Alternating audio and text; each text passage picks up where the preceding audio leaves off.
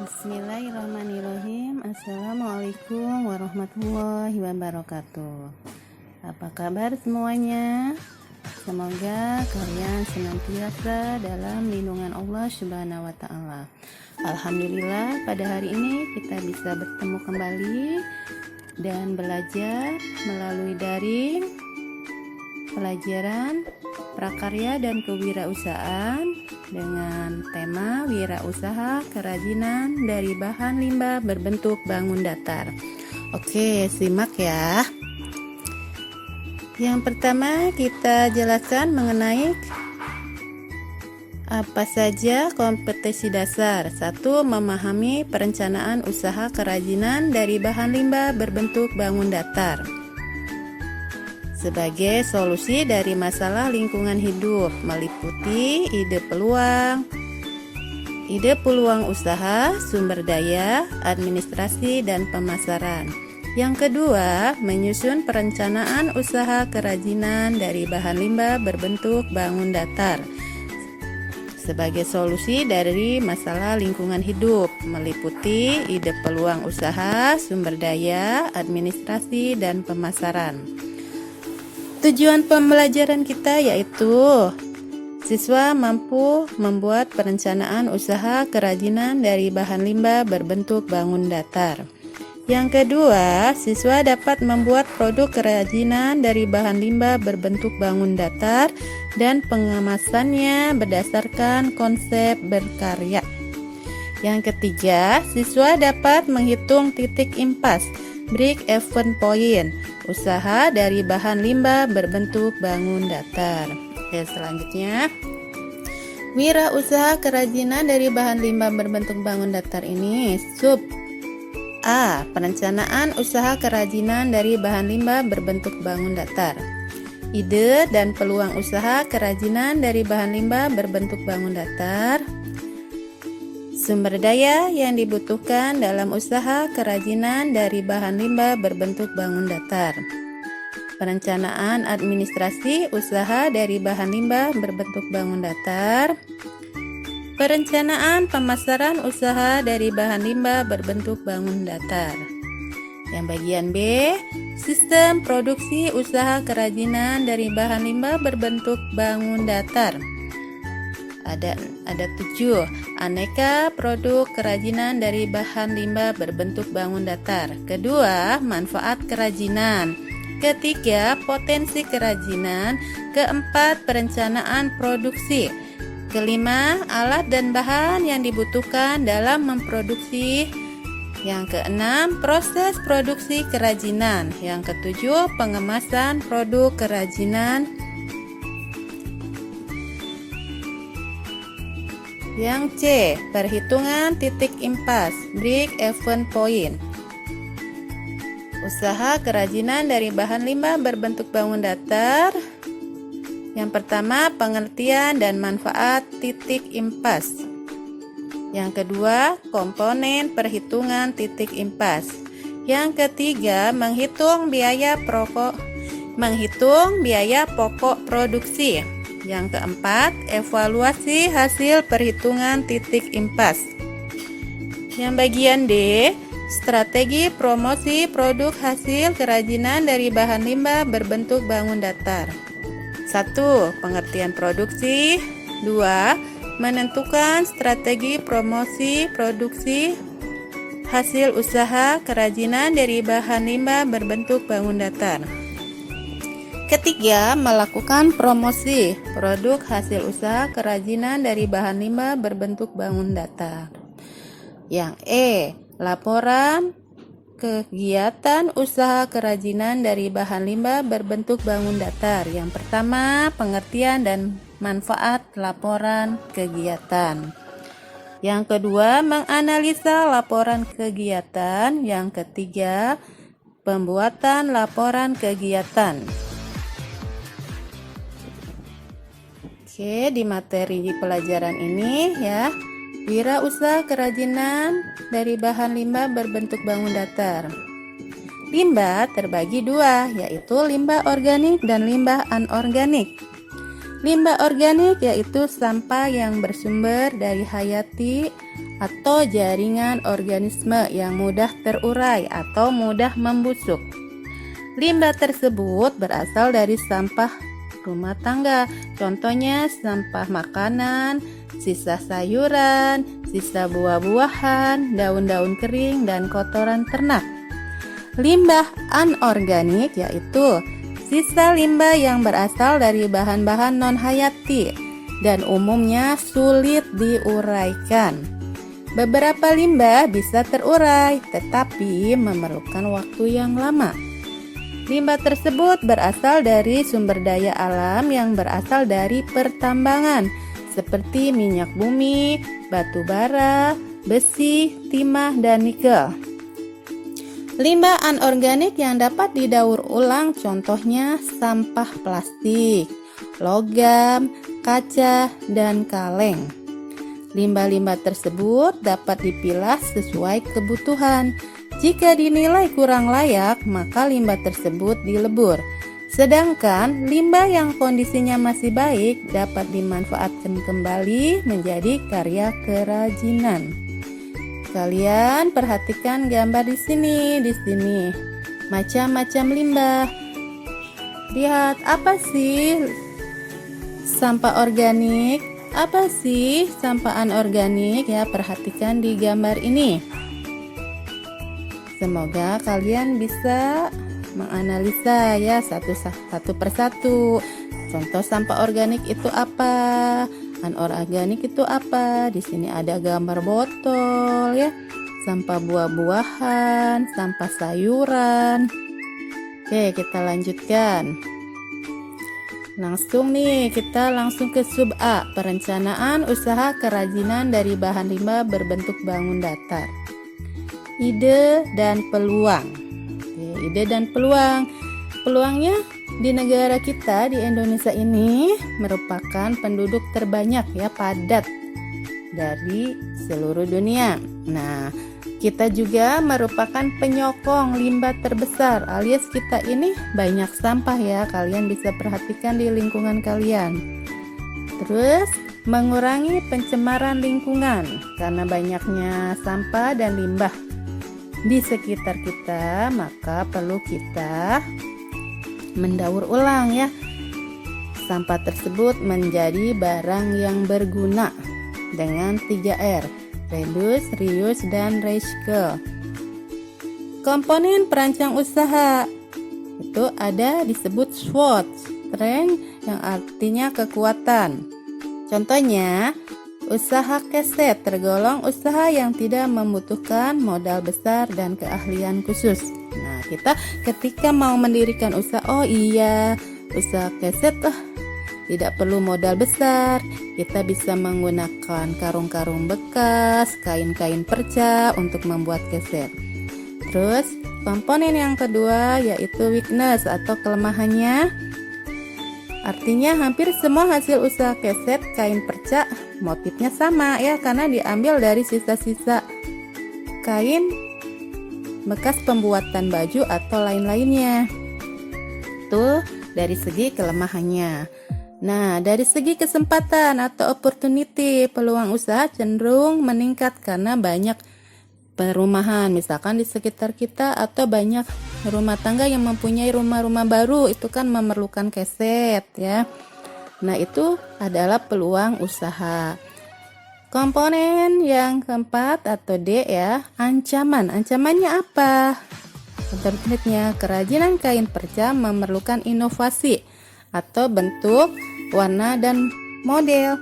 Bila warna hanya didominasi hitam atau dengan bentuk hanya segi empat, kurang bervariasi, jadi kurang menarik ya. Ancamannya seperti itu. Jadi bila mana kita ingin usaha keset, maka kita bisa bervariasi bentuk love atau bentuk segitiga ya, yang sekarang mungkin unik, antik, belum pernah kita temui keset segitiga. Terus analisis peluang usaha. Analisanya murah, mudah didapat, cara pembuatannya tidak butuh keahlian khusus untuk memulai usaha tersebut. Terus yang selanjutnya sumber daya yang dibutuhkan yaitu 5MI. Apa itu 5MI? Man atau manusia. Manusia sebagai sumber daya manusia adalah satu faktor produksi. Bila mana kita mendirikan usaha, yang jelas harus ada SDM-nya, itu faktor utama. Terus unsur manajemen. Nah, manajemen itu mengatur bagaimana supaya terbentuknya suatu usaha ya. Jadi ya, dari segi manusia atau itu ada SDM-nya harus, manajemennya harus teratur. Yang kedua, money atau uang. Ketika kita mau mendirikan suatu usaha, kita perlu modal ya. Modal itu menentukan besar kecilnya hasil kegiatan. Terus merupakan unsur yang sangat penting karena segala sesuatu harus diperhitungkan secara rasional. Dan uang pun untuk membiayai gaji tenaga kerja, membeli alat-alat yang dibutuhkan untuk promosi dan lain-lainnya. Selanjutnya material atau bahan baku. Nah, harga yang paling murah dan kualitas baik sehingga menghasilkan produk berkualitas yang tinggi. Artinya ketika kita membeli bahan baku, jangan yang murah-murah sekali, nanti kita akan mendapatkan hasil yang kurang maksimal. Jadi kita carilah bahan baku murah tapi berkualitas. Oke ya, selanjutnya mesin atau mesin yang digunakan disesuaikan dengan kebutuhan produksi. Bila mana kita membuat keset, perlukah kita mesin jahit berapa ya, seperti itu. Terus metode kerja sangat dibutuhkan agar mekanisme kerja berjalan efektif dan efisien. Selanjutnya market atau pasar. Nah, di sini agar dapat pasar dikuasai kualitas barang harus sesuai dengan konsumen dan daya beli. Jadi ketika kita ingin memasarkan suatu produk, apakah produk itu pembeli atau konsumen mempunyai kemampuan untuk membeli ya. Selanjutnya informasi. Nah, informasi ini proses pekerjaan tidak akan berkembang baik jika tidak bisa menerima dan menyaring informasi dari luar. Artinya kita membutuhkan informasi bagaimana sih peluang usaha yang sedang kita geluti ini, bagaimana caranya supaya berkembang lebih baik. Oke, selanjutnya perencanaan administrasi usaha dari bahan limbah berbentuk bangun datar. Nah, di sini ada administrasi dan pemasaran.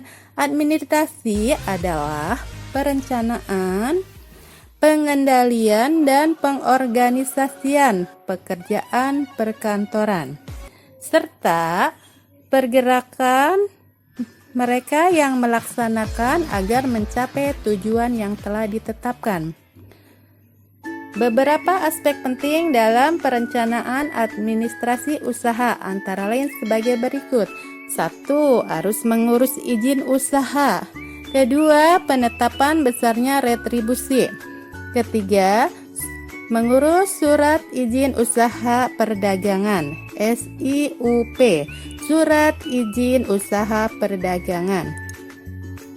4. Pengurusan pajak. Kita ada pajak ya, jangan lupa di sini harus pengurusan pajak. Yang 5, membuka rekening bank wira swasta. Artinya ketika kita mau mendirikan usaha, kita buka rekening supaya kita tahu nanti uang yang kita peroleh kita tabung. Jadi keluar masuknya keuangan tidak begitu saja hilang. Kemana ya hasil usaha ini? Maka kita buka rekening untuk menyimpan laba atau keuntungan yang kita peroleh. Yang keenam, analisa mengenai dampak lingkungan (AMDAL). Nah, ini juga perlu kita perhatikan untuk kelestarian alam. Oke, selanjutnya kita langsung ke sub terakhir, perencanaan pemasaran usaha dari bahan limbah berbentuk bangun datar. Langsung Ibu jelaskan mengenai pengertian pemasaran. Pemasaran adalah aktivitas dan proses menciptakan, mengkomunikasikan, menyampaikan, dan mempertukarkan tawaran yang bernilai bagi pelanggan, klien, mitra, dan masyarakat umum. Oke, fungsi administrasi dalam usaha kerajinan. Nah, tadi kan kita bicara mengenai administrasi dan pemasaran. Pemasaran tadi yang Ibu jelaskan, langsung ke fungsi administrasi. Fungsi administrasi itu sebagai planning, perencanaan ya. Terus yang kedua organizing, pengorganisasian. Yang ketiga staffing, yaitu pengadaan tenaga kerja atau disebut juga karyawan atau pegawai. Keempat directing, yaitu pengarahan atau bimbingan. Yang kelima reporting, pelaporan. Jadi dalam setiap usaha harus ada pelaporan. Apakah keadaan perusahaan kita sedang oleng atau dalam masa kejayaan. Yang terakhir budgeting, yaitu penganggaran pembiayaan. Oke, sasaran utama dari pemasaran sebuah usaha yaitu 1.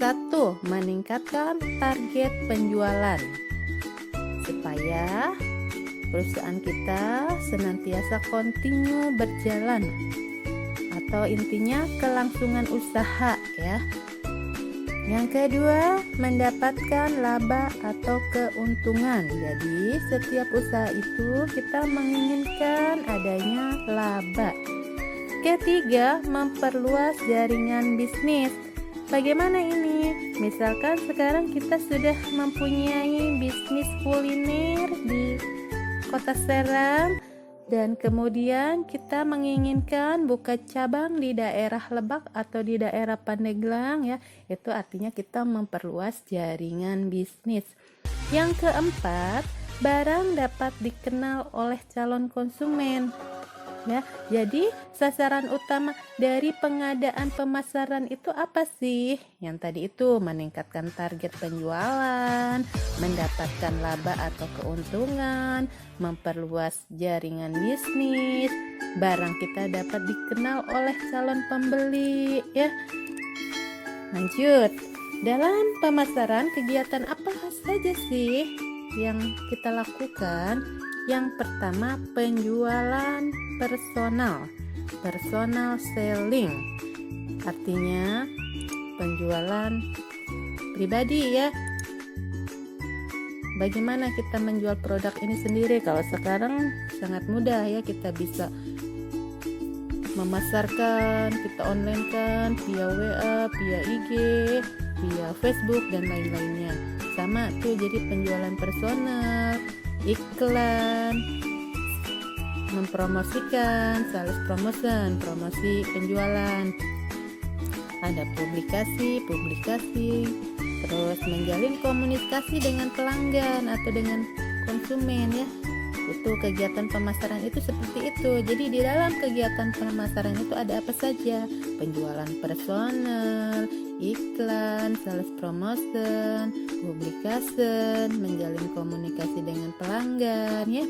Ya, mudah-mudahan pembelajaran hari ini dapat kalian pahami. Akhir kata Ibu ucapkan terima kasih. Assalamualaikum warahmatullahi wabarakatuh.